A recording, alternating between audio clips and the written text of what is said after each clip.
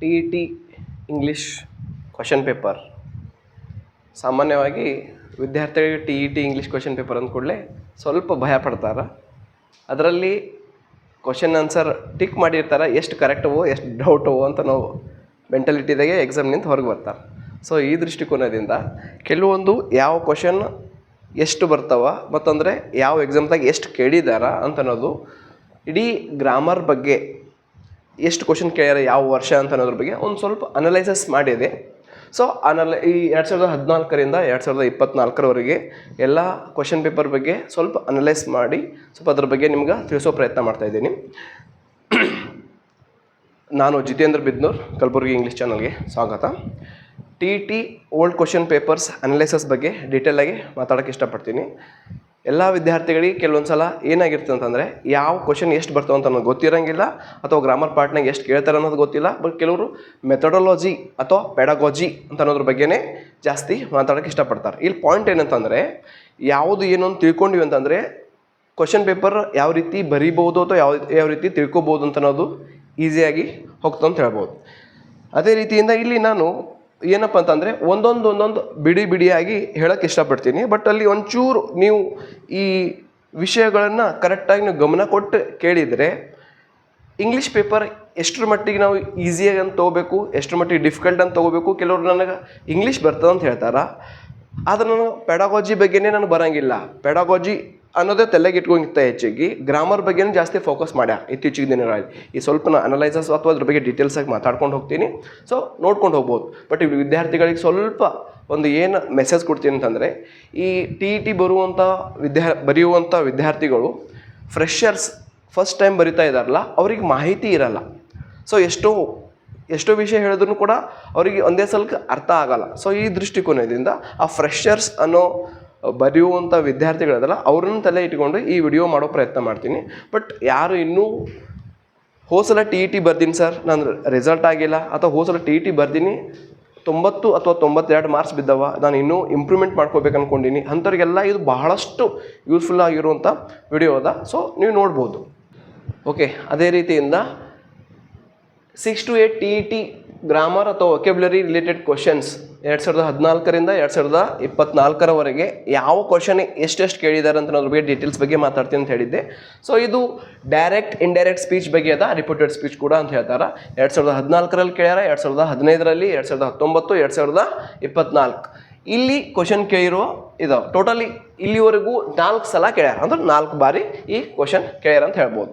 ಅದನ್ನೇ ನೆಕ್ಸ್ಟ್ ನೋಡಿದರೆ passive form ಅಥವಾ ಆ್ಯಕ್ಟಿವೇಸ್ನಿಂದ ಪ್ಯಾಸಿವೇಸ್ ಮಾಡೋದು 2014, 2017, 2019, 2023, 2024 ಅಂದ್ರೆ ಟೋಟಲಿ ಎಷ್ಟು ಆಗ್ತದಪ್ಪ ಅಂತಂದರೆ 5 ಬಾರಿ ಈ ಕ್ವಶನ್ ಕೇಳ್ಯಾರ ಅಂತ ಹೇಳ್ಬೋದು.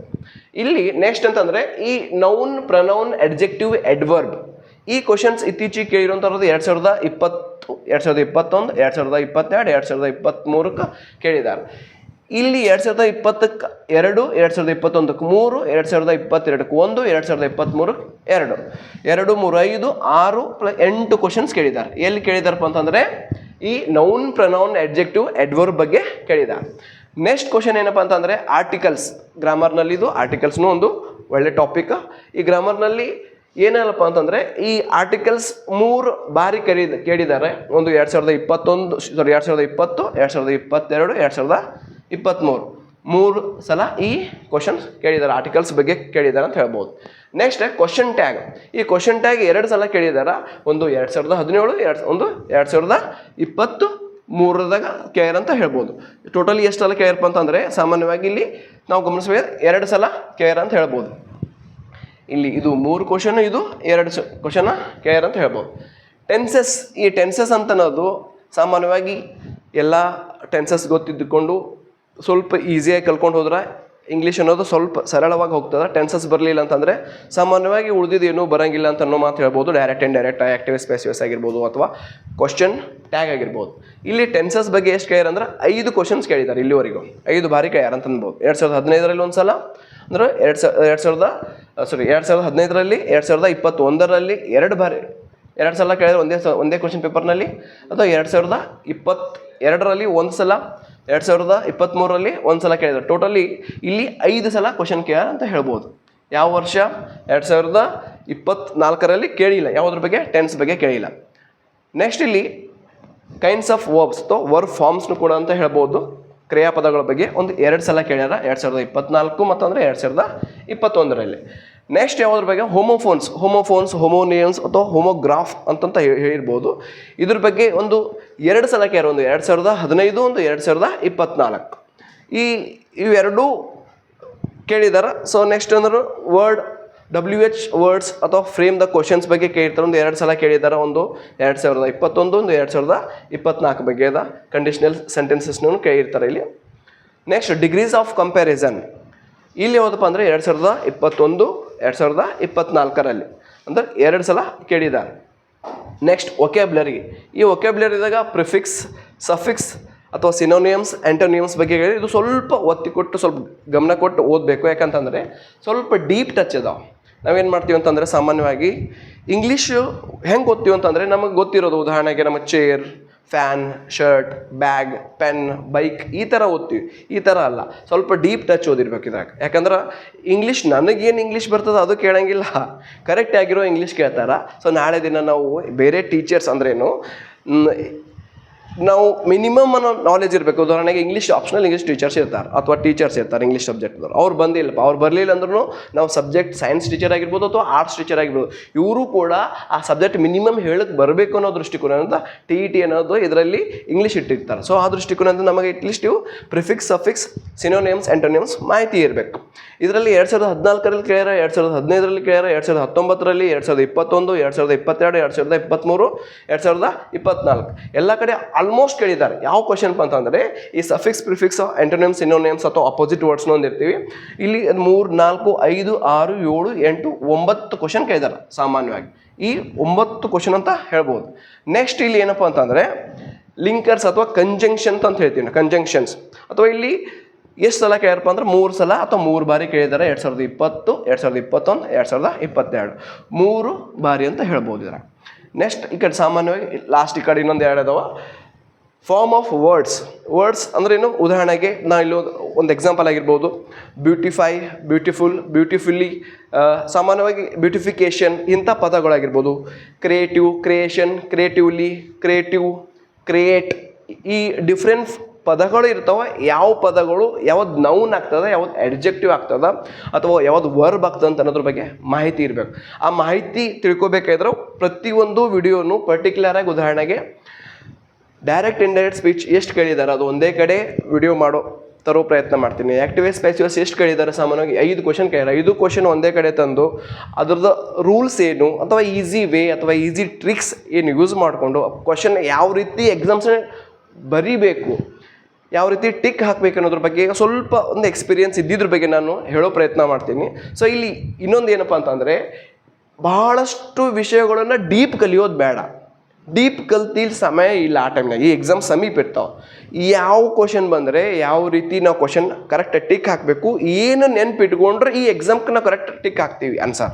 ಸೊ ಅದ್ರ ಬಗ್ಗೆ ನಾನು ಜಾಸ್ತಿ ಮಾಹಿತಿ ಕೊಡೋ ಪ್ರಯತ್ನ ಮಾಡ್ತೀನಿ ಬರುವ ದಿನಗಳಲ್ಲಿ. ನೆಕ್ಸ್ಟ್ ಅಂತ ಏನಂತಂದರೆ ಈ ಪಂಕ್ಚುವೇಷನ್ಸ್ ಬಗ್ಗೆ ಒಂದು ಕ್ವಶನ್ ಕೇಳ್ಯಾರ. ಈ ಫಾರ್ಮ್ ಆಫ್ ವರ್ಡ್ಸ್ ಸಾಮಾನ್ಯ 2 ಸಲ ಕೇಳಿದ್ದಾರೆ, ಅಂದ್ರೆ 2022, 2023. ಈ ಪಂಕ್ಚುವೇಷನ್ ಅನ್ನೋದು ಕೇಳಿದ್ದಾರೆ, ಇದು 1 ಸಲ ಕೇಳಿದ್ದಾರೆ.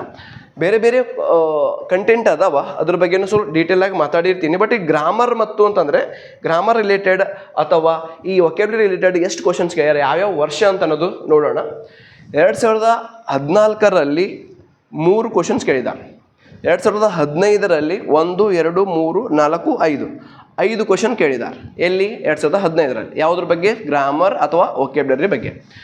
2017ರಲ್ಲಿ ಸಾಮಾನ್ಯವಾಗಿ 2 ಕ್ವಶನ್ ಕೇಳಿದ್ದಾರೆ.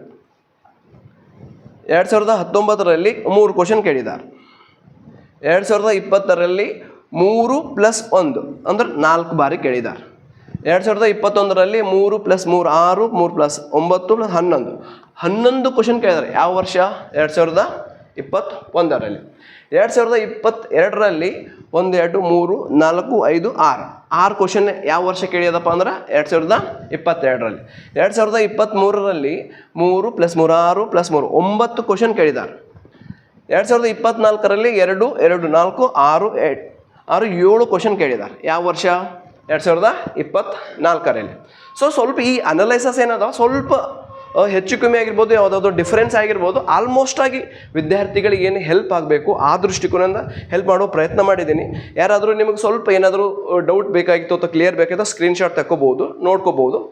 ಸೊ ಇಷ್ಟಲ್ಲದೆ ಬರುವ ದಿನಗಳಲ್ಲಿ ನಿಮಗೆ ಏನಾದರೂ ಈ ವಿಷಯ ಬಗ್ಗೆ ಅಥವಾ ಈ ಕಂಟೆಂಟ್ ಬಗ್ಗೆ ನಾನು ಈ ಎಕ್ಸ್ಪ್ಲೇನ್ ಅಥವಾ ಏನು ಕೊಡ್ತಾ ಇದ್ದೀನಲ್ಲ ಇದ್ರ ಬಗ್ಗೆ ಏನಾದರೂ ನಿಮಗೆ ಕರೆಕ್ಟ್ ಅನಿಸಿದರೆ, ಸರಿ ಅನಿಸಿದರೆ ಇನ್ನೊಬ್ಬರಿಗೆ ನಿಮ್ಮ ಫ್ರೆಂಡ್ಸಿಗೆ ಶೇರ್ ಮಾಡಿ. ಅಷ್ಟಲ್ಲದೆ ಮತ್ತು ಯಾವ್ಯಾವ ವಿಷಯದ ಬಗ್ಗೆ ವಿಡಿಯೋ ಮಾಡಬೇಕು ಅಥವಾ ಮತ್ತೇನಾದರೂ ಮಾಹಿತಿ ಅಥವಾ ನಮ್ಮ ಎಕ್ಸ್ಪೀರಿಯೆನ್ಸ್ ಏನಾದರೂ ನಾನು ಎಕ್ಸ್ಪೀರಿಯೆನ್ಸ್ ಶೇರ್ ಮಾಡ್ಕೋಬೇಕಂತ ಇಷ್ಟಪಡ್ತೀನಿ. ಬಟ್ ಯಾವುದಾದ್ರೂ ಡೌಟ್ಸ್ ಇದ್ರೂ ಕಾಮೆಂಟ್ಸಲ್ಲಿ ತಿಳಿಸ್ಬೋದು. ಓಕೆ, ಈ ವಿಡಿಯೋಗೆ ಸಾಕು. Thank you so much.